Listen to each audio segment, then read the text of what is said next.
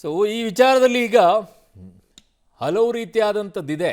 ಕಾಂಗ್ರೆಸ್ ಈಗ ಯಾವ ಸ್ಟ್ಯಾಂಡ್ ತೆಗೆದುಕೊಳ್ಳುತ್ತೆ? ಕಾಂಗ್ರೆಸ್ ಹೋರಾಟ ನಿಲ್ತಾ? CJP ಬೇಡಿಕೆಗಳನ್ನು ನಿಲ್ಲಿಸ್ಬಿಟ್ಟು ಅಲ್ಲಿಗೆ ಮುಗಿದೋಯ್ತು ಅಂದಮೇಲೆ ಹೋರಾಟ ನಿಂತು ಹೋದ ನಂತರ ಕಾಂಗ್ರೆಸ್ ನಿಲ್ಲಿಸುತ್ತಾ, ಇಲ್ಲ ಕಾಂಗ್ರೆಸ್ ಇನ್ನೂ ಕೂಡ ಹೋರಾಟವನ್ನು ಮುಂದುವರಿಸುತ್ತಾ? ಪ್ರಶ್ನೆಗಳಿದ್ದಾವೆ. ಯಾಕಂದರೆ ಬಹುದೊಡ್ಡ ಅಸ್ತ್ರವಾಗಿ CJP ಕೊಟ್ಟಿತ್ತು ಕಾಂಗ್ರೆಸ್ಗೆ. ಕಾಂಗ್ರೆಸ್ ಈ ಹೋರಾಟವನ್ನು ಅಲ್ಲಿಗೆ ಮುಗಿಸ್ಕೊಂಡ್ಬಿಟ್ಟಿತ್ತು. CJP ಎದ್ದ ನಂತರ ಕಾಂಗ್ರೆಸ್ಸು ಎದ್ದು ಪುಟಿದೆದ್ದು ಓಹೋ ಅಂತ ಹೇಳಿ ನಿಂತ್ಕೊಳ್ತು.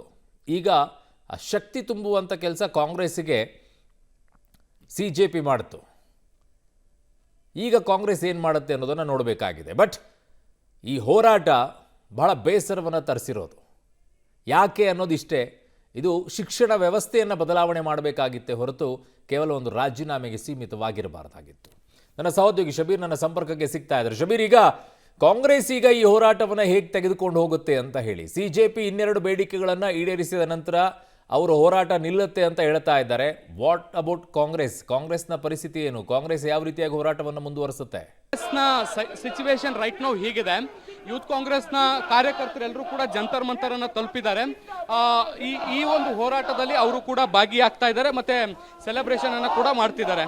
ಮುಂದಿನ ಹೋರಾಟದಲ್ಲಿ ಕಾಂಗ್ರೆಸ್ನ ಸ್ಟ್ಯಾಂಡ್ ಹೇಗಿರುತ್ತೆ ಅನ್ನುವಂಥದ್ದನ್ನ ನಾವು ಕಾದ್ ನೋಡಬೇಕು. ನಿನ್ನೆ ರಾಹುಲ್ ಗಾಂಧಿ ಮಾತನಾಡಬೇಕಾದಂಥ ಸಂದರ್ಭದಲ್ಲಿ ಒಂದನ್ನು ಸ್ಪಷ್ಟಪಡಿಸಿದ್ರು.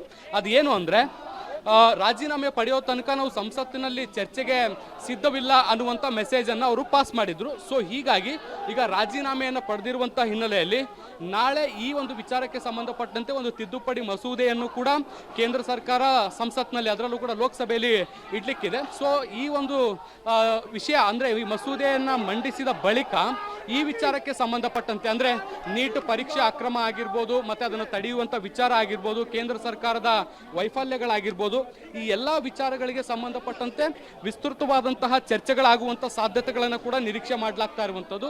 ಅದಾದ ಬಳಿಕ ಕಾಂಗ್ರೆಸ್ ಈ ಹೋರಾಟವನ್ನು ಯಾವ ದಿಕ್ಕಿನತ್ತ ತೆಗೆದುಕೊಂಡು ಹೋಗುತ್ತೆ ಅನ್ನುವಂಥದ್ದನ್ನು ಕಾದು ನೋಡಬೇಕು. ಇದು ಒಂದು.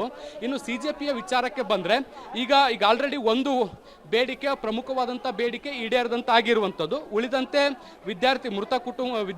ಯಾರು ಮೃತಪಟ್ಟಿದ್ರು ವಿದ್ಯಾರ್ಥಿಗಳು, ಅವರ ಕುಟುಂಬಸ್ಥರಿಗೆ ತಲಾ 1 ಕೋಟಿ ಕೊಡುವಂಥ ವಿಚಾರ ಒಂದಿದೆ. ಮತ್ತೆ ಈ FIRಗಳನ್ನು ವಾಪಸ್ ತೆಗೆದುಕೊಳ್ಬೇಕು ಅನ್ನುವಂಥದ್ದು ಒಂದಿದೆ. ಬಹುತೇಕ ಈ ಮನವಿಗಳನ್ನು ಕೂಡ ಸರ್ಕಾರ ಒಪ್ಪಬಹುದಾದಂಥ ಸಾಧ್ಯತೆಗಳಿರೋದ್ರಿಂದ ಈ ಪ್ರತಿಭಟನೆ ಇಲ್ಲಿಗೆ ಮುಕ್ತಾಯ ಆಗಬಹುದು ಅಂತ ಭಾವಿಸಲಾಗ್ತಾ ಇದೆ. ಸೊ ಮುಂದಿನ ಹಂತದಲ್ಲಿ ಎರಡು ಅಂದ್ರೆ ಕಾಂಗ್ರೆಸ್ ಮತ್ತೆ CJP ಯಾವ ರೀತಿಯಾದಂತಹ ಪ್ಲಾನ್ಗಳನ್ನ ಮಾಡ್ತವೆ ಅನ್ನುವಂಥದ್ದನ್ನ ಕಾದ್ ನೋಡ್ಬೇಕು. ಬಹುಶಃ ಇದೆಲ್ಲ ಬೆಳವಣಿಗೆಗಳಾದ ಬಳಿಕ ಆ ಬಗ್ಗೆ ತೀರ್ಮಾನಗಳು ಕೂಡ ಆಗಬಹುದು. ಅರುಣ್.